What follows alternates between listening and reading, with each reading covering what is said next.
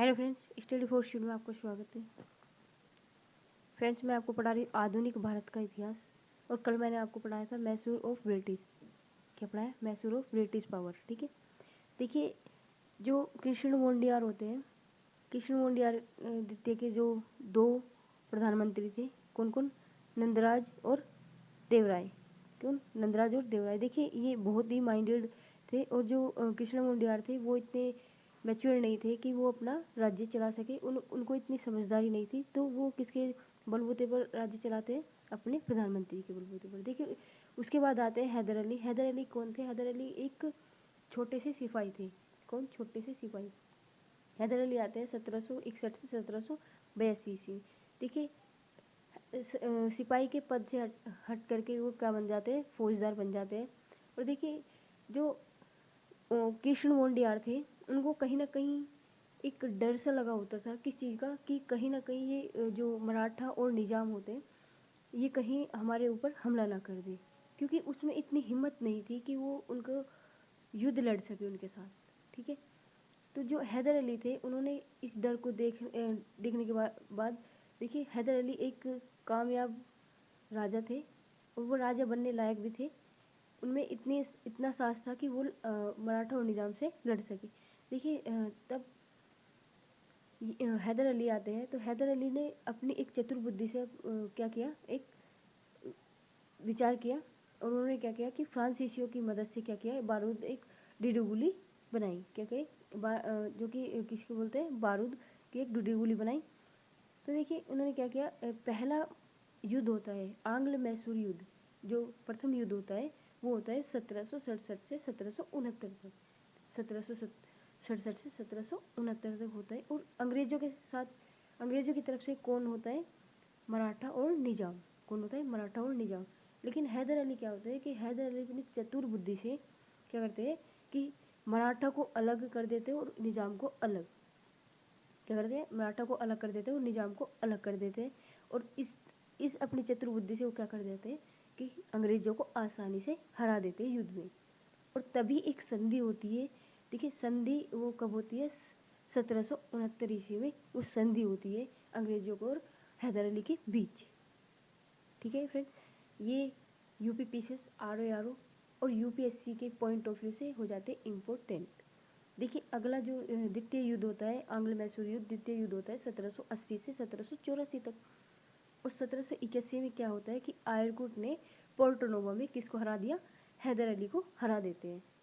किसको हरा देते हैं? हैदर अली को हरा देते हैं। और कुछ दिनों बाद क्या होता है कि हैदर अली मर जाता है। क्या होता है? हैदर अली मर जाता है। देखिए उनका बेटा आता है, उनका बेटा गद्दी पे बैठता है। और उनका बेटा कौन होता है? टीपू सुल्तान। कौन होता है? टीपू सुल्तान। तो टीपू सुल्तान से अंग्रेज एक संधि करते हैं। वो क्या करते हैं कि 1784 में क्या करते हैं? एक संधि करते हैं।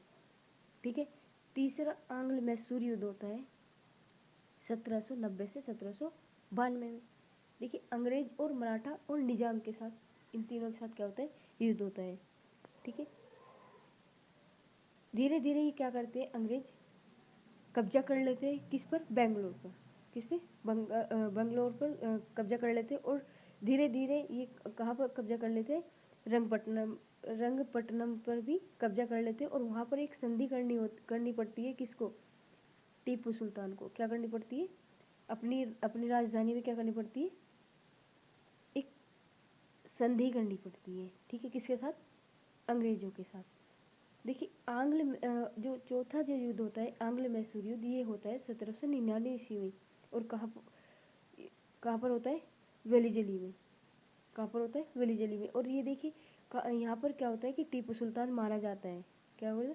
टीपू सुल्तान मारा जाता है। देखिए अगर मेन पॉइंट अगर मैं आपको बता दूँ, तो देखिए जो टीपू सुल्तान है, ये एक इकलौते ऐसे राजा रहे हैं जिन्होंने अपने कुछ देशों के साथ क्या किया? रिश्ते अच्छे बनाए रखे। तो वो कौन कौन से देश है जिसके साथ टीपू सुल्तान के रिश्ते अच्छे बने रहे? तो देखिए फ्रांस, तुर्की, ईरान और पेगू। अगर एग्ज़ाम में कभी कभी ये आ जाता है कि टीपू सुल्तान ने ऐसे कौन से देशों के साथ अपने रिश्ते बनाए रखे, तो ये 4 देश थे। कौन कौन से? फ्रांस, तुर्की, ईरान और पेगू। ठीक है फिर अगला आ जाता है। देखिए इनकी जो राजधानी थी वो वो क्या थी, टीपू सुल्तान ने अपनी राजधानी क्या बनाई थी, रंगपट्टनम। देखिए एक छोटा सा नोट्स है, क्या है कि जैकोबियन क्लब का मेंबर कौन रहा, तो वो रहे टीपू सुल्तान। क्या, जैकोबियन क्लब का एक राजा क्या हुआ, एक मेंबर रहा, तो वो कौन कौन से राजा है कि जो जैकोबियन क्लब के मेंबर रह चुके थे, तो वो है टीपू सुल्तान।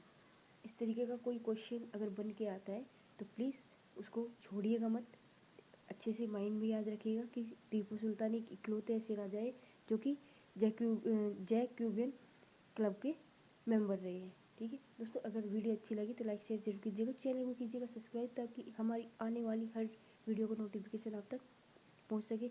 और देखिए फ्रेंड, हम आपको बने बनाए नोट्स प्रोवाइड कर रहे हैं जो कि आपको कोई हज़ारों रुपए में भी नहीं देगा।